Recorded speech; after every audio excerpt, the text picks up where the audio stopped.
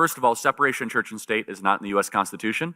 That is a single letter that Thomas Jefferson wrote in 1807 to the Danbury Baptist Convention in Massachusetts, assuring them that the government would not come after the church, okay, which is the opposite of what they would say. However, that was then resurrected by the Warren Court and the Burger Court in the 60s, where they said, hey, you know, all of a sudden, we're now going to make this as if it's the Constitution. It does say in the Constitution two things, which is the Establishment Clause and the Free Expression Clause. The Establishment Clause is that Congress shall make no law prohibiting the free exercise thereof. What they were most worried about was a Presbyterian or a Anglican or a Quaker type religion taking over the federal government. Instead, it was that there is not going to be a state-run religion or a state-run government. Did you know that one of the first acts of Congress was taxpayer-funded Bible printing and distribution?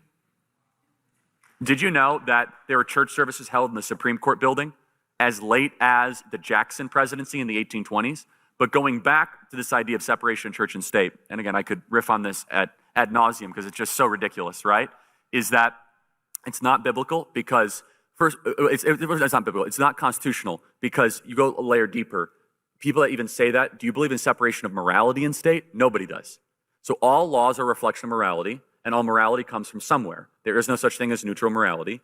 And we believe what the founders believed because they put it in the halls of Congress, they put it in the Supreme Court, and they put it all throughout the country, which is that the Decalogue, the 10 Commandments, is the core morality of how a society and a civilization should exist, right? The 10 Commandments of every person. And finally, and this is the kicker, if the founding fathers were not Bible-believing church-attending Christians, why did they put Leviticus on the Liberty Bell?